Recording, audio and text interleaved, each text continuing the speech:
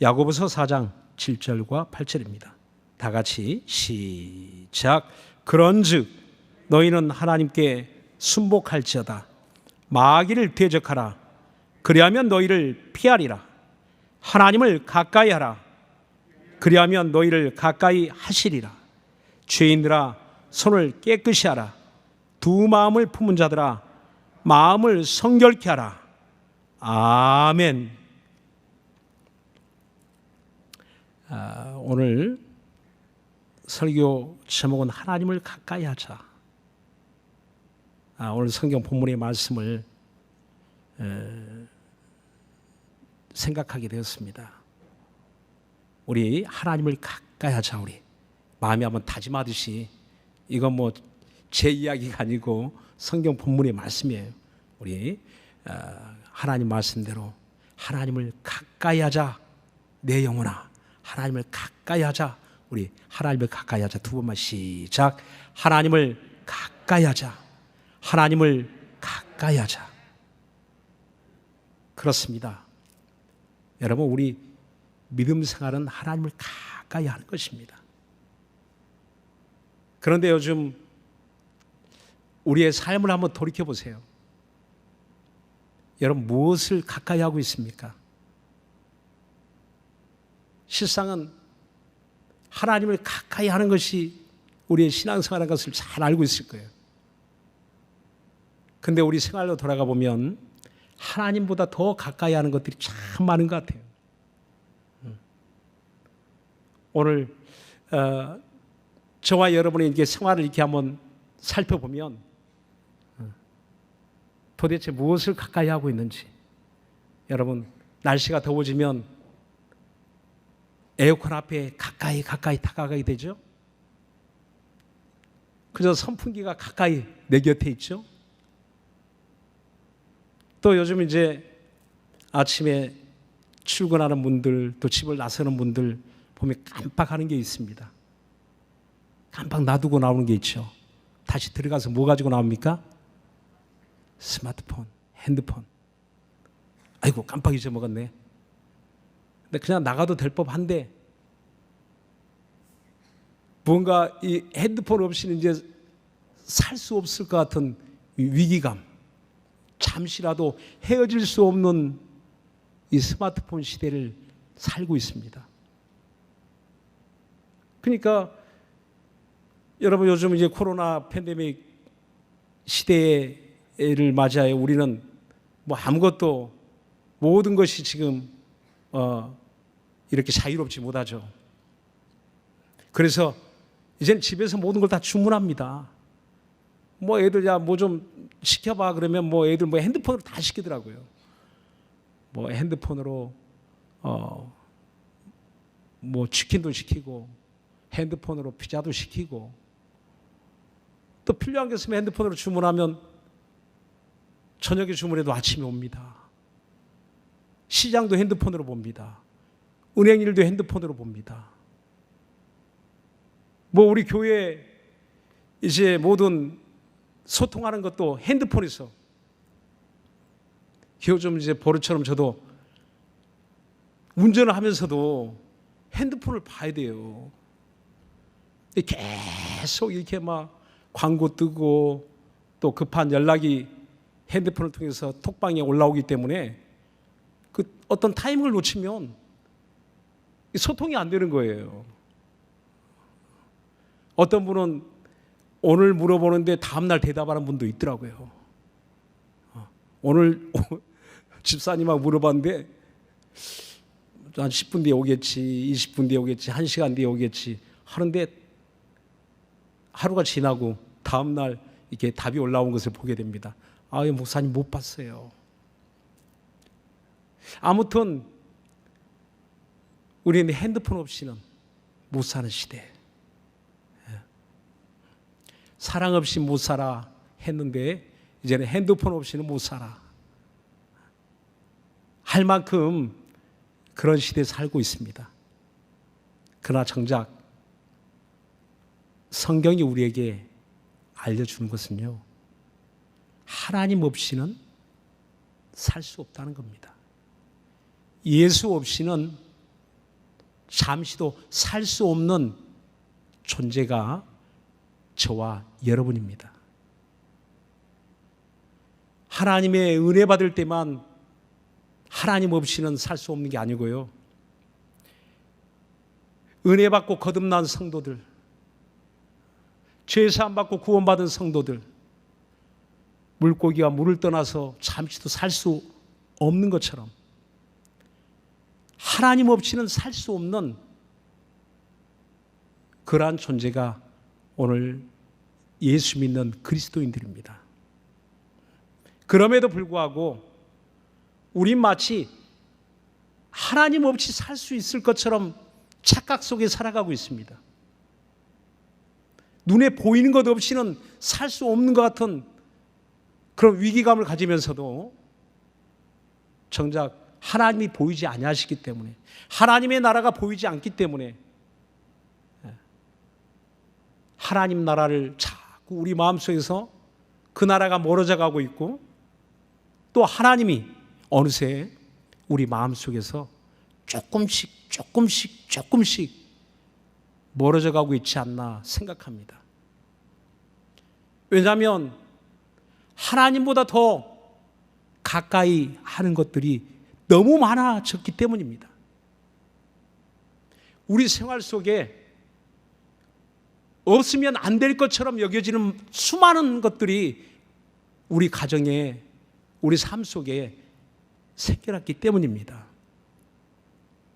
어느새 우리 마음이 복잡해져요. 많이 얽히고 설키고, 이것이 없어서 저것이 없어서 이것도 있어야 되고 저것도 있어야 되고, 이런 문제 저런 문제, 우리가 해결해야 될 우선순위에서 뭔가 우리 신앙의 문제는 자꾸 뒤로 물러가고, 우리의 삶의 현실적인 문제들이, 내 육신의 문제들이, 해결해야 될 문제들이 더 앞순위에 나와 있는 것을, 어느새 내 앞에 다가와 있는 것을 보게 됩니다. 우리 어떻게 해야 됩니까? 어떻게 해야 우리 잘할 수 있을까요? 오늘 이 시대를 살아가는 현대교회, 저와 여러분만 이런 복잡한 문제 때문에 고민하고 있는가 라고 생각할 수 있겠지만 그렇지 않습니다. 야고보서가 쓰여진 그 시대, AD 49년경, 예수님 우리 위하여 십자가에 피 흘려주시고 부활하시고 승천하신 후에 불과 약 15년, 16년 지난 그 시대 이야기입니다. 하나님의 은혜를 충만히 받았습니다. 마가의 다락방 오순절에 성령을 충만히 받았습니다.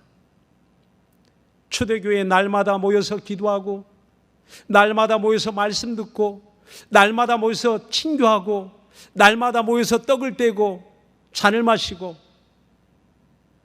그들의 모든 삶은 이보다 더 좋은 것이 있을까 할 만큼 마치 천국을 옮겨놓은 것처럼 그렇게 충만한 신앙생활을 했습니다. 그러고 시간이 흘러 불과 15년, 16년이 지난 다음에 어떻게 되었을까요? 궁금하시죠? 오늘 야고보서에 그 이야기를 하고 있는 겁니다. 야고보서를 통해서 바로 예수님이 승천하신 그 이후에 15년, 16년이 지난 그때 교회들의 형편이 어떠했는지를 보여주고 있는 것이거든요. 과연 그때도 바로 마가의 다락방의 그 뜨거운 성령 충만한 그런 모습들이 계속 유지되고 있었을까 할 때, 오히려 그때 많은 문제들이 교회 안에 생겨나기 시작합니다. 성도들의 그 신앙에 많은 문제들이 드러나기 시작합니다. 어떤 문제들요? 다툼과 시기와 세상과 버타는 그런 사람들과 또 세상의 것들을 더 기쁘게 여기며 만족하게 여기는 사람들이 생겨나기 시작합니다. 은혜 받았는데 예전에 10여 년 전에는 성령 충만했는데 믿음 충만했는데 그런데 지금은 그들의 형편을 보니까 오늘날 교회들과 다르지 않습니다. 20년, 30년 된 교회들, 그 개척할 때 그 뜨거운 열심, 열정처럼 계속 유지가 되고 있을까요? 우리 10년 전에 하나님을 뜨겁게 사랑했던 그런 모습들이 똑같이 유지되고 있을까요? 그런데 그렇지 않더라고요. 그래서 오늘 하나님이 야고보를 통해서 사도 야고보, 초대 예루살렘 교회 감독 야고보, 주님의 동생 된 혈육의 동생 그 야고보, 그 사도를 통해서 이제는 편지를 쓰게 되는 겁니다. 흩어져 있는 많은 교회들, 아니 오늘날 하나님의 은혜 받은 교회, 그러나 뭔가 마음이 멀어져 가고 있는 교회, 그 교회들을 향해서 편지를 쓰게 된 겁니다. 오늘 이런 문제들이 나타나고 있을 때 어떻게 해야 될까요? 성경은 이렇게 진단하고 이렇게 처방합니다. 4장 8절 우리 다 같이 한번 합독해 볼까요? 4장 8절. 자, 우리 다 같이 한번 합독해 봅시다. 시작. 하나님을 가까이 하라. 그리하면 너희를 가까이 하시리라.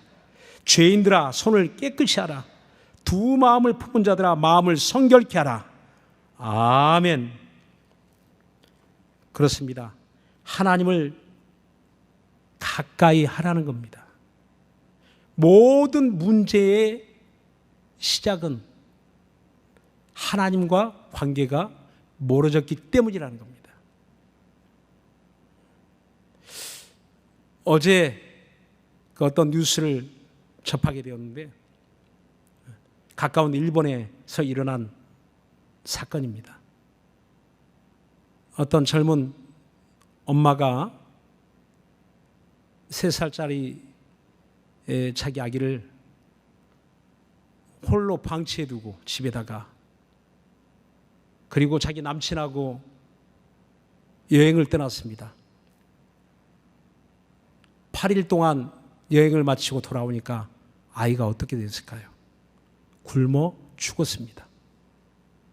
너무나 충격적인 이야기죠. 그 남친에 몰입되어서 여행을 떠난 그 엄마의 마음속에는 아이는 깨끗하게 잊어버렸어요. 굶든지 싸든지 아기가 울든지, 아마 그 울음소리가 들렸다면 정신 차리고 하루 만에 돌아오든지 이틀 만에 돌아오든지 3일 만에 돌아왔을 겁니다. 근데 무려 8일 동안이나 굶어 죽도록 그 젊은 엄마, 24살 된 그 젊은 엄마의 마음속에는 더 이상 자기 아이가 없던 거예요. 그 사이 아이는 죽었습니다. 너무 충격적인 이야기죠. 그런데 오늘 우리 신앙생활은 어떻습니까? 우리의 마음속에 잠시 잊어버리고 있지 않습니까? 잊어버리고 있는 동안에 내 영혼은 한없이 하나님과 멀어지고 그 은혜와 멀어지고 그분의 그 사랑과 멀어지고 무언가 다른 것으로 내 마음에 가득 채워진 순간에 그것을 좋아하다가 사랑하다가 정말 가장 소중한 것을 잃어버릴 수도 있다는 겁니다. 오늘 하나님께서 그런 날이 우리에게 닥치기 전에 하나님을 가까이 하라. 문제가 많은 교회들을 향해서, 성도들을 향해서 수많은 문제들이 생겨나기 시작합니다.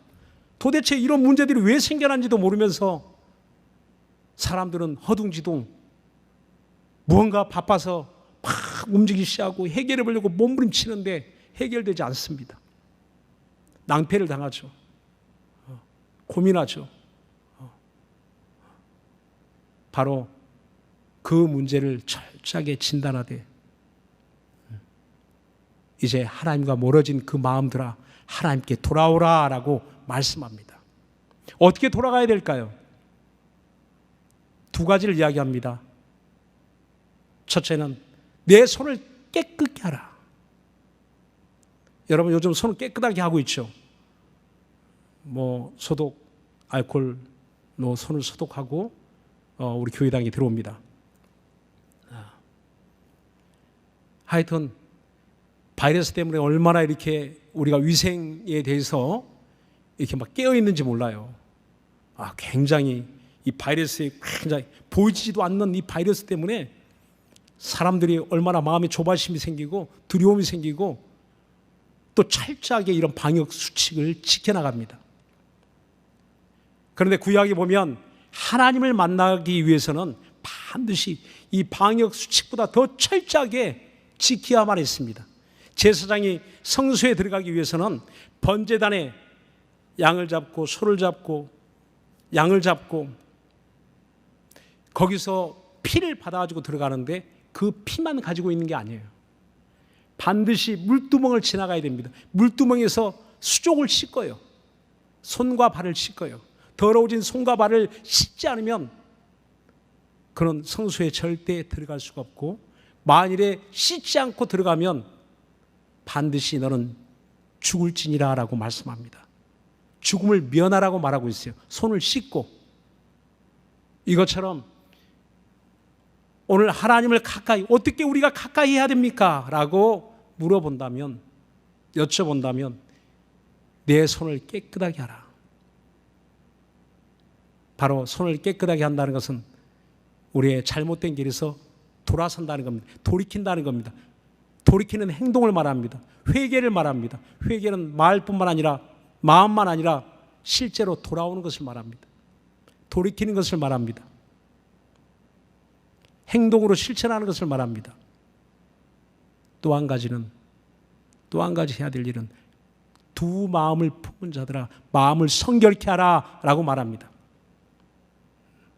두 마음을 품은 자는 기도해도 응답이 없다 그랬습니다. 아무리 많이 기도해도 응답이 없다는 거예요.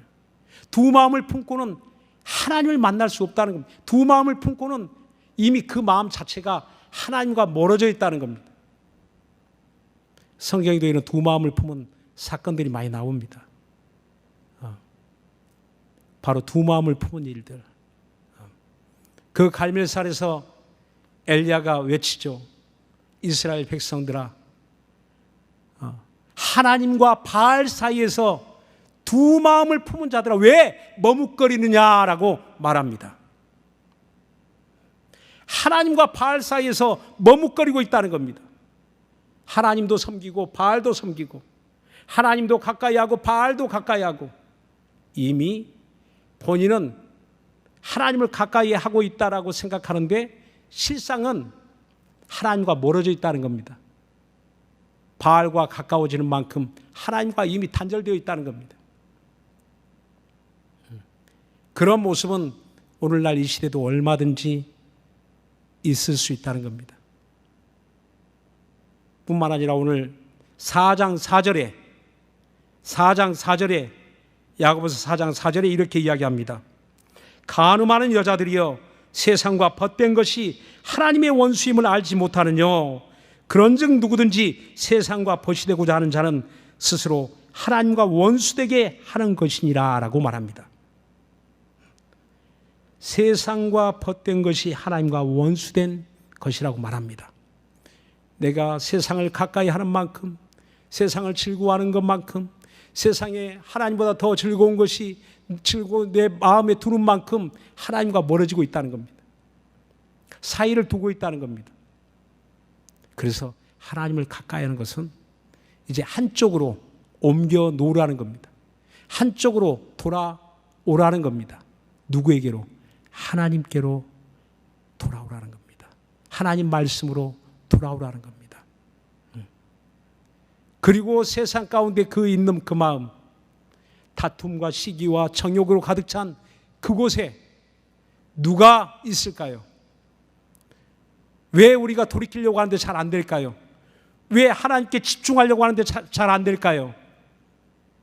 바로 오늘 그 이유를 4장 7절에 그러므로 하나님께 순복할지어다, 그리고 마귀를 대적할지어다 라고 말합니다. 마귀를 대적하라. 그만큼 우리 신앙생활에 하나님과 멀어진 만큼 마귀와 가까워져 있다는 겁니다.